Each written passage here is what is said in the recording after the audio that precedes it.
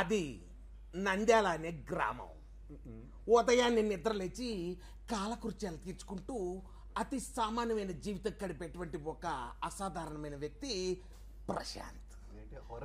అతను ఎప్పటి నుంచో ముందుకు లైఫ్లో వెళ్ళాలని అదే పనిగా అదును కోసం చూసుకుంటూ ఉన్నటువంటి శాంతకుమార్ నంద్యాల అనే ఆ గ్రామంలోకి ప్రవేశించాడు. ఎలా కలిశారో తెలియదు కానీ విధివశాత్తు వాళ్ళిద్దరూ అక్కడే కలవటం జరిగింది. తను రాసుకున్న కథని పదే పదే పదే అతనికి చెప్పి సినిమా నేను తీస్తాను అనేంత వరకు ఆ కథ చెప్పడం జరిగింది. దాంతో అసాధారణంగా కనిపించే ప్రశాంత్ ఒక అద్భుతమైన నిర్మాతగా మారాడు. ఎట్టకేలకు హైదరాబాద్ నగరం నడిపొడులో అడుగుపెట్టి సినిమా నిర్మాణాన్ని ప్రవేశించాడు.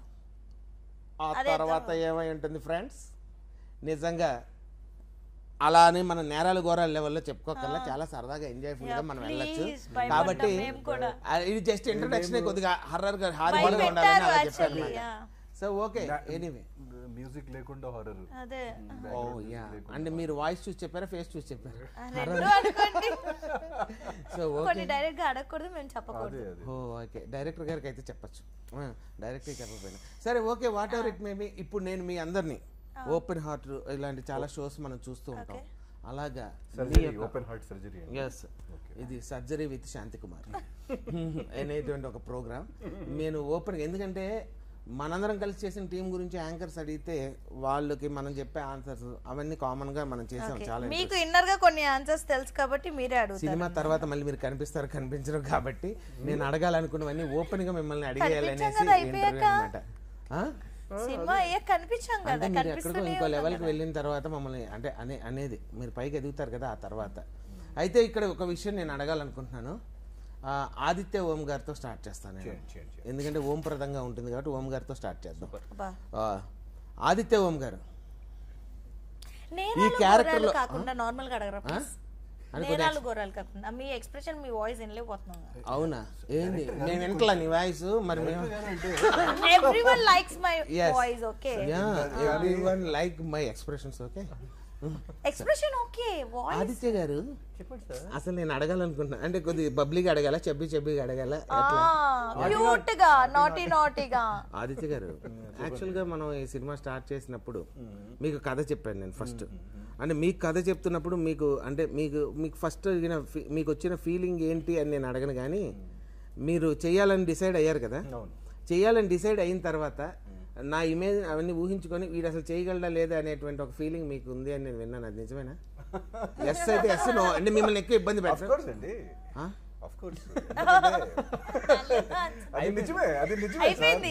ఎందుకంటే మా మైండ్ లో మీ ఇమేజ్ ఒక వేరు ఇమేజ్.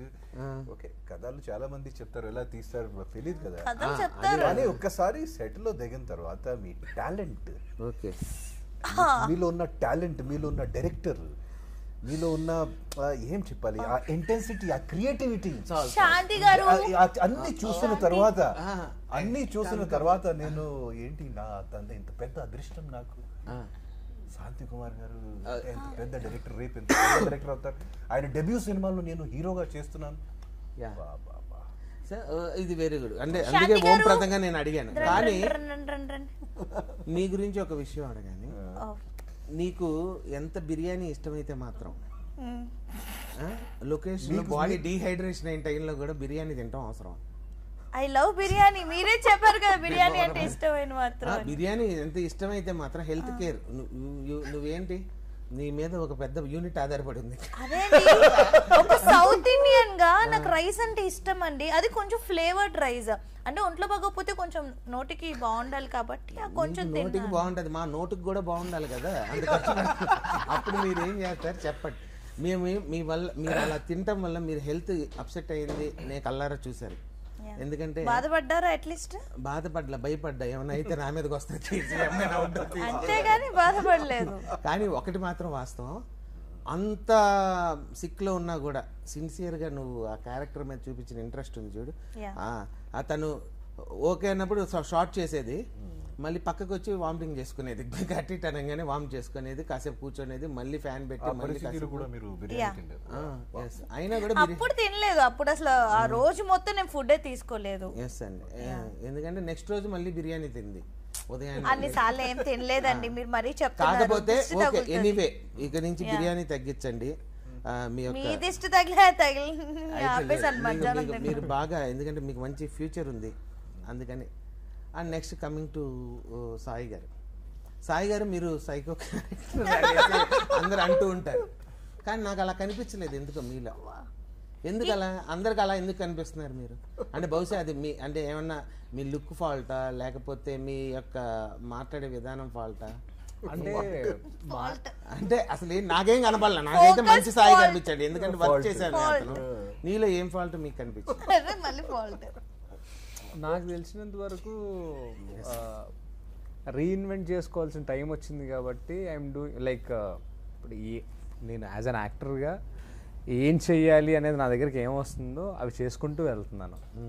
సో అది నాకు నచ్చే చేసుకుంటూ వెళ్తున్నాను. సో అది ఎలాంటి ఇంప్రెషన్ ఇస్తుంది జనాలకి, రేపు పొద్దున నేను పాజిటివ్, అంటే I have done positive characters also. So దాంతో వచ్చిన పేరు ద్వారానే నాకు సంబంధం లేకుండా నెగిటివ్ క్యారెక్టర్స్ కూడా వచ్చాయి. సో నాలో నెగిటివ్ క్యారెక్టర్ చూడకముందు నేను చేసింది పాజిటివ్ క్యారెక్టర్. సో అక్కడ నుంచి దాని తర్వాత ఆ క్యారెక్టర్స్ చేసిన తర్వాత కూడా నాకు పాజిటివ్ కాల్స్ వచ్చాయి, పాజిటివ్ క్యారెక్టర్ చేద్దూరు అని చెప్పి. సో ఇండస్ట్రీ నన్ను పర్ఫార్మర్గానో లేకపోతే క్యారెక్టర్ వీడు చేయగలుగుతాడు, దీనికి సూట్ అవుతాడు అని చెప్పి వేరియస్, అంటే ఒక ఎక్స్ప్రెసివ్ ఫేస్గానే కన్సిడర్ చేస్తుంది, కానీ లక్కీగా వీడు ఇదే అని కన్సిడర్ చేయట్లేదు. సో మ్యాక్సిమం అంటే ఇప్పుడు నేను ఇంపాక్ట్ క్రియేట్ చేసింది ఊపిరి కానీ ఉగ్రం కానీ ఇవన్నీ చేయడం వల్ల ప్రజెంట్ ఇలా ఉంది. అండ్ ఎవ్రీ టైం ఇదే రైజ్ అవ్వదు. ఈ సినిమా తర్వాత, ముఖ్యంగా మన సినిమా తర్వాత, ఇందులో కంప్లీట్గా సెన్సిటివ్, ఒక సాఫ్ట్ బాయ్, ఒక లవ్ ఇమేజ్. అక్కడ నేను వస్తాను, ఎందుకంటే మీరు ఆల్రెడీ కేడి, ఆ తర్వాత ఊపిరి, ఇలా నాగార్జున గారు 2 సినిమాలు యాక్ట్ చేశారు కాబట్టి నాగార్జున గారు వాయిస్ తో మిమ్మల్ని అడుగుతా ఈ సినిమాలో. ఓ మై గాడ్, మనిషి అలా ఉండదు, కానీ ఆయన ఫ్యాన్స్ వాయిస్ వినండి దయచేసి. ఫ్యాన్స్ నన్ను ఏమో అనుకోవద్దు, జస్ట్ మీ కోసం ఎంటర్టైన్మెంటే. హాయ్, హలో, నమస్తే. మీ అందరికీ నేను చెప్పేది ఏంటంటే, మన మధ్యలో ఇక్కడే ఉన్నాడు మన సాయి. నా చిన్నప్పుడు క్యారెక్టర్ వేసి పెద్దయ్యాక ఊపిరి సినిమాలో నాతో, అంటే నా తమ్ముడికి తమ్ముడుగా చేసి, అలాగే నెక్స్ట్ ఫ్యూచర్లో నా పక్కన నా కొడుకుగాను అలా ఏదో ఒక మంచి క్యారెక్టర్ చేస్తాడని కూడా, ఎందుకంటే నో డౌట్ తనలో మంచి టాలెంట్ ఉంది. కానీ అందరూ అతనిలో ఉన్న కన్నింగ్ చూస్తున్నారు, కానీ అతను కన్నింగ్ కాదు, అతను ఒక మంచి పెర్ఫార్మర్ అని. ఎందులో ఈ పెర్ఫార్మెన్స్ చేయడానికి నీకు ఛాన్స్ వచ్చిందా, నాతో నేను నీకు ఎలా ఉపయోగపడతాను? తప్పకుండా నేను అంటే మీరు లిప్ లాక్ చేశారంటగా సినిమాలో. మేము ఇక్కడ లాక్ చేస్తాం, ఇంకోసారి చెప్పండి. ₹1,00,00,000 ప్రశ్న నాకు ఎలా ఉపయోగపడుతుందంటే, నాకు తెలిసినంత వరకు నేను ప్రీవియస్ ఫిల్మ్కి ఆ వేరియేషన్ ఉంది యాజ్ అన్ యాక్టర్గా. సో ఖచ్చితంగా ఓకే, మొన్న ఈ అబ్బాయిని ఎక్కడో ఇందులో చూసాం కదా, ఇందులో కంప్లీట్గా డిఫరెంట్గా చేశాడు అని ఇండస్ట్రీకి రీచ్ అయితే చాలా. అండ్ ఆడియన్స్ ఆల్రెడీ, అంటే they are showing their love. Social మీడియాలో మన టీజర్ రిలీజ్ అయినప్పుడు కానీ, లేకపోతే నా ప్రీవియస్ ఫిల్మ్స్ ఏమైనా రిలీజ్ అయినప్పుడు కానీ, వాళ్ళందరూ కూడా యూఆర్ గుడ్ యాక్టర్, మీ వర్క్ బాగుంటుంది అని చిన్న చిన్న మెసేజ్లు పెట్టినప్పుడు, సర్లే ఒక్కళ్ళైనా మన పనిని మెచ్చుకుంటే బాగుంటుందని ఇండస్ట్రీకి వచ్చాము. సో ఇంతమంది చెప్తూ ఉండడం, అండ్ సడన్గా నాకు ఒక వేరియేషన్ ఉన్న క్యారెక్టర్ దొరకడం, సో ఖచ్చితంగా ఇది ఓకే వీడు డిఫరెంట్గా ఏదో చేస్తున్నాడనే వర్డ్ వాళ్ళ నోట్లోంచే వస్తుంది. సో ఆ రకంగా ఉపయోగపడుతుంది నాకు ఈ సినిమా. సో ఎప్పుడు ఒకేలా కనిపించే మా సాయి ఇంకోలా దీంట్లో కనిపిస్తాడని, అతను ఇంకో లెవెల్కి వెళ్ళాలని మనస్ఫూర్తిగా కోరుకుంటూ, మీ నాగార్జున. చూస్తూనే ఉండండి, ఒక అరగంట తర్వాత వస్తాను. సో అది ఆయనకి ఇచ్చేసి, ఎందుకంటే సో నాగార్జున గారితో పనిచేశారు కాబట్టి జస్ట్ ఆ ఫీల్ కోసం. And next coming to Prashanth గారు. సార్, అంటే మీరు సినిమా ఎందుకు ఒప్పుకున్నారు? ఇక్కడ ఇప్పుడు డైరెక్టర్గా నా పేరు శాంతి కుమార్, మీరు ప్రశాంత్, అంటే నా పేరులో మీ పేరు మిక్స్ అయ్యి మనం అలా కలిసామా అంటే అది అయితే అయ్యి ఉండదు నాకు తెలిసి, ఎందుకంటే మీ ఎక్స్ప్రెషన్ అప్పుడే అర్థమైపోయింది. ఫస్ట్ ఆఫ్ ఆల్, అంటే నేను మీతో మాట్లాడినప్పుడు ఫస్ట్ టైం నాకు గుర్తుందండి, వాళ్ళ లాడ్జికి వెళ్ళినప్పుడు నేను ఆయన చాలా సీరియస్గా సిన్సియర్ నేనే కల్పించుకొని మాట్లాడటం జరిగింది. ఎందుకంటే ఈయన కొద్దిగా సైలెంట్ వ్యక్తి, ఎక్కువ మాట్లాడ్డా అందరితో అంటే రిజర్వ్డ్గా. చాలామంది అనుకుంటారు ఈయన కోపం ఎక్కువ లేకపోతే ఈగో ఎక్కువ, ఇట్లా రకరకాల ఫీలింగ్స్ వస్తాయి. కానీ ఆయన క్యారెక్టర్ అది పాపం రిజర్వ్డ్గా ఉంటాడు. అది ఒక్కొక్కరు ఒక్కో టైప్ ఆఫ్, అది అర్థం చేసుకొని నేనే వెళ్ళి మాట్లాడటం జరిగింది. ఆ తర్వాత ఆయనలో కొత్త వేరియేషన్ ఏంటంటే కథని అనాలిసిస్ చేసే కెపాసిటీ ఆయనకి బాగుంది. అంటే యాక్టర్ కాకపోవచ్చు, ఇప్పుడు అంటారు ఒక కొత్త డాక్టర్ కంటే పాత రోగి మేలు అని ఒక సామెత ఉంటుంది.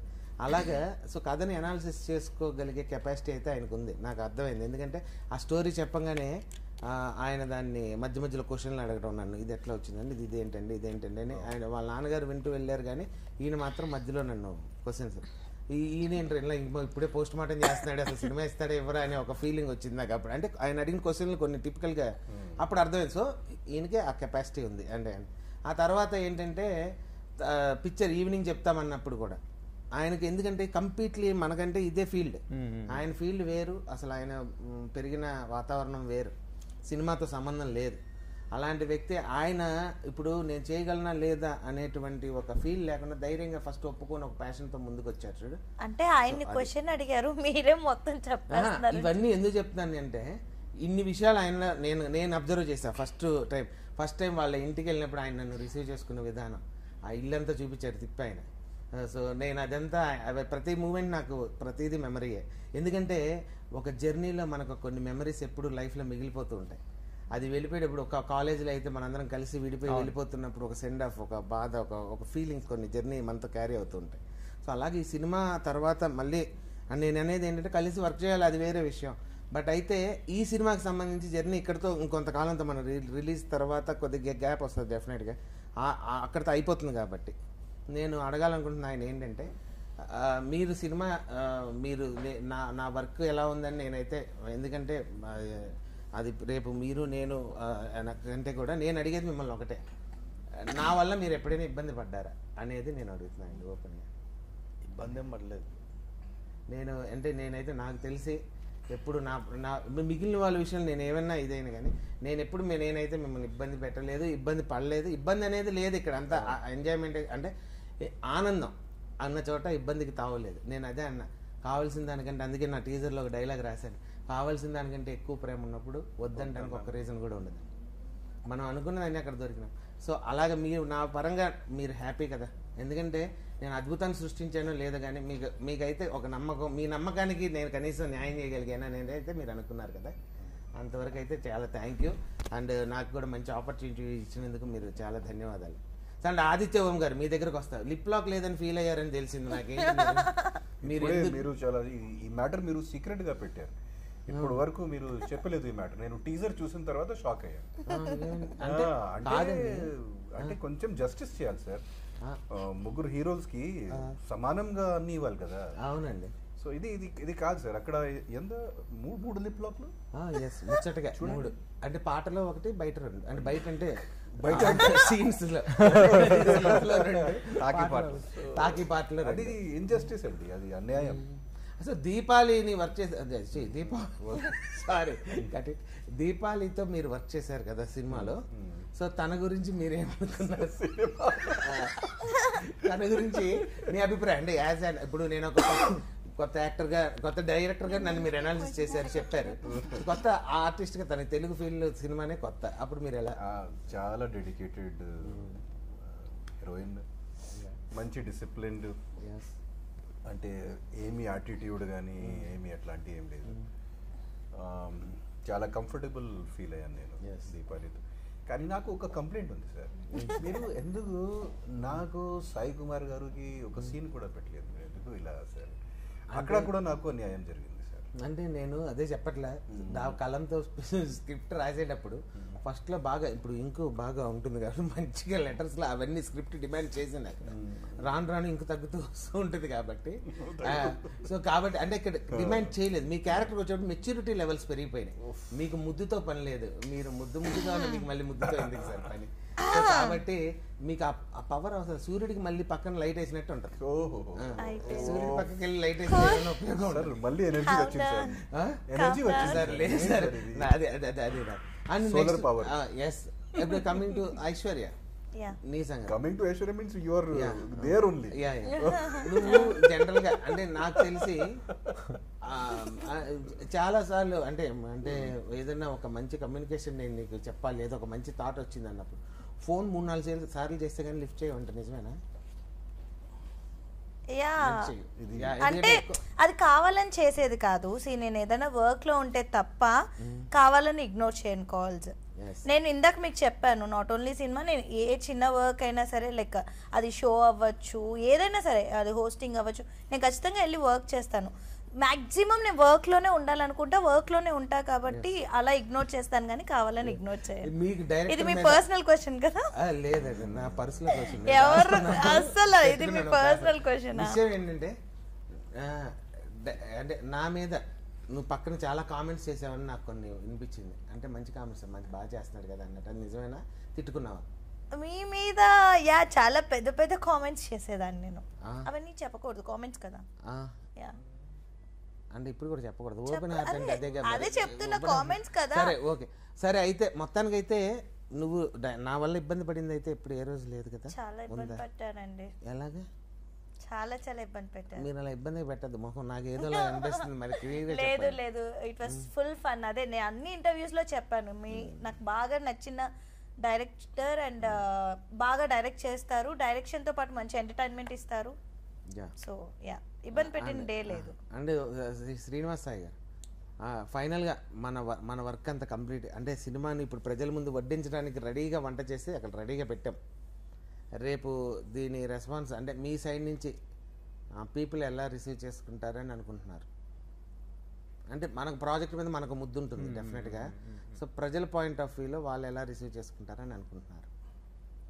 నాకెందుకు అంటే like feel good films, emotional and ఒక ఫ్యాంటసైజ్డ్ థింగ్స్, చిన్న మ్యాజికల్ లవ్, వీటిలన్నిటికి ఎప్పుడు పాజిటివ్ రెస్పాన్సే ఉందండి.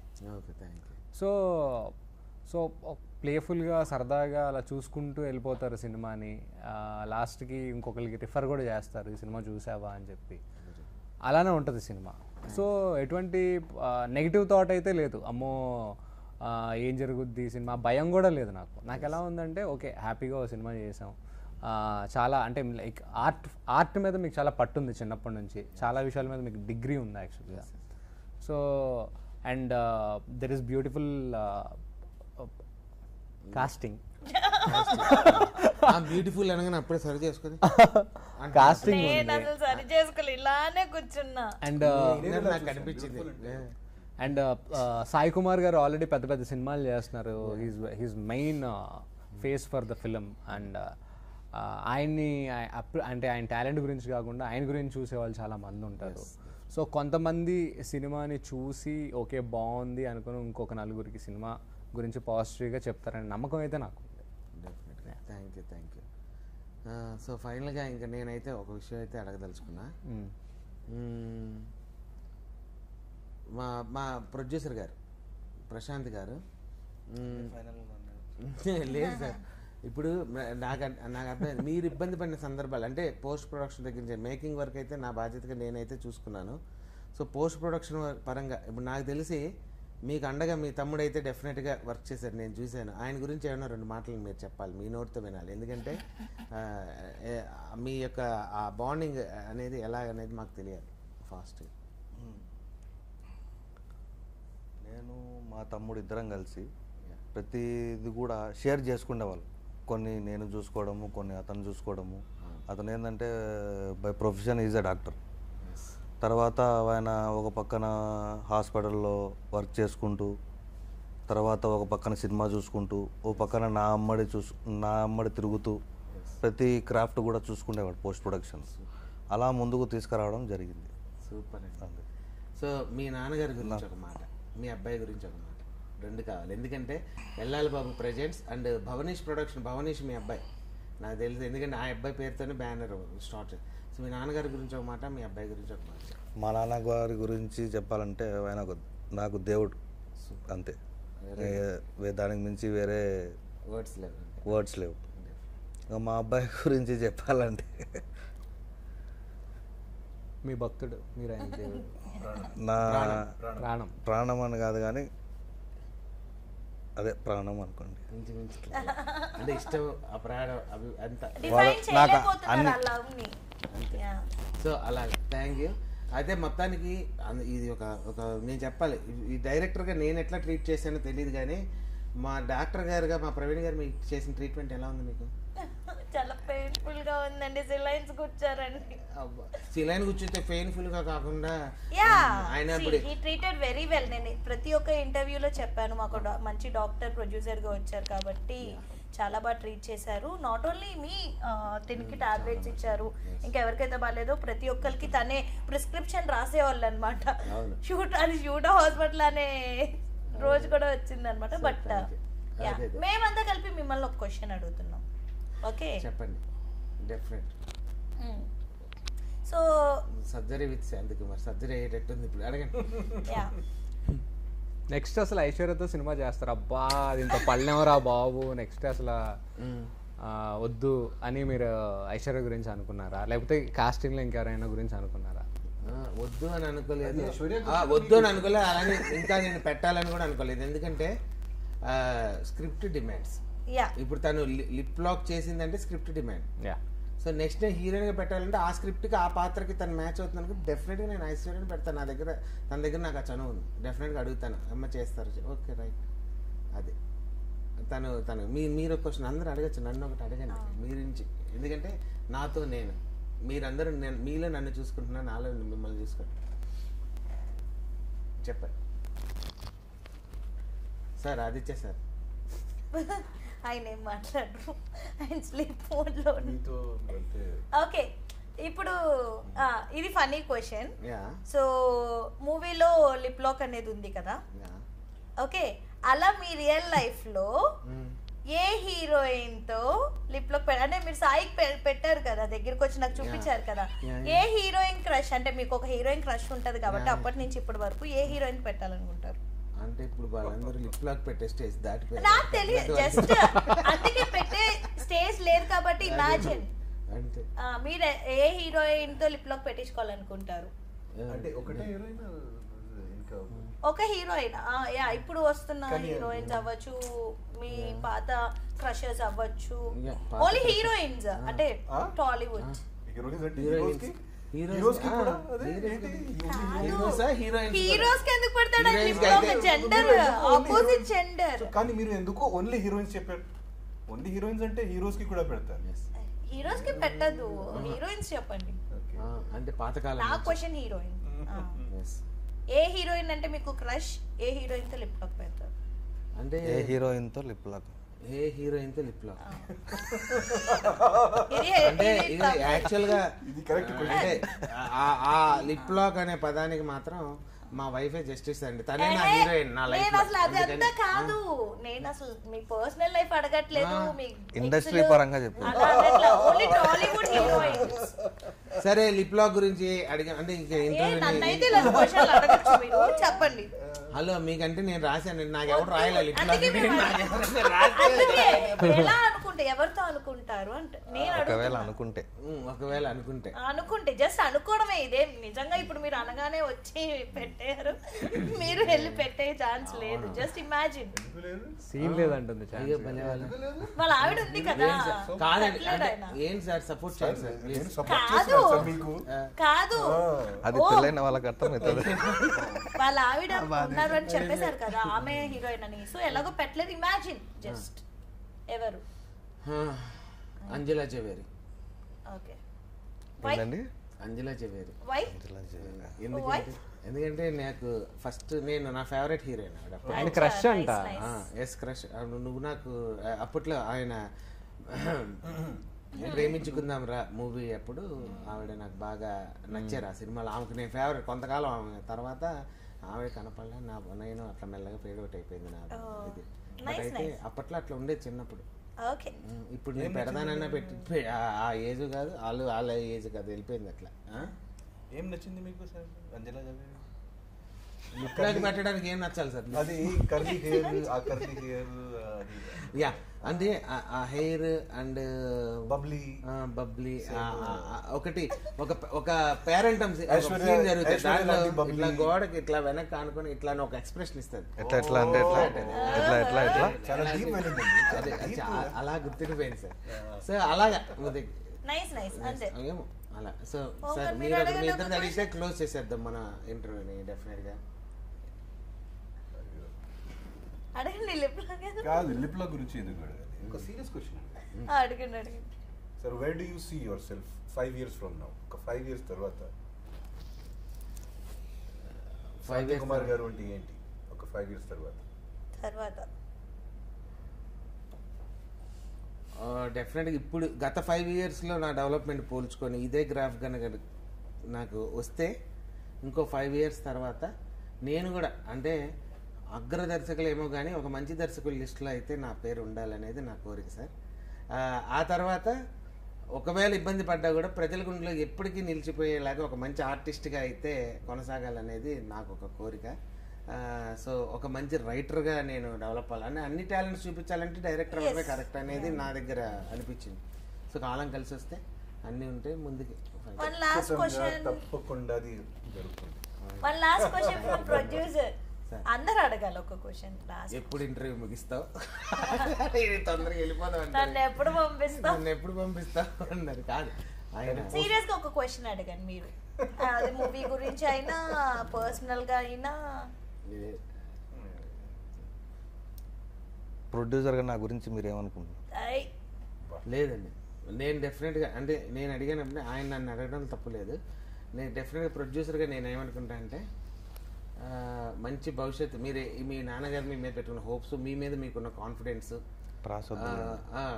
లేదు ఇవన్నీ కూడా మీకు ఒక అంటే నాకు తెలిసి మీ బ్యానర్ ఇంకా బాగా ప్రజలు నిలిచిపోవాలి. ఒక పెద్ద ఎస్టాబ్లిష్డ్ బ్యానర్గా అయ్యి ఇప్పుడు ఒక కొత్త డైరెక్టర్గా నన్ను ఎలా ఎంకరేజ్ చేశారు ఫస్ట్ టైం, అలా ఇంకో కొత్త వాళ్ళకి కూడా మీరు ముందు ఎంకరేజ్ చేసి మీ వల్ల ఒక 100 మంది ఒక చక్కగా అంటే ఒక నిర్మాత వల్ల ఆ సినిమాకి పనిచేసే 100 మంది 200 మంది అందరూ బతుకుతారు.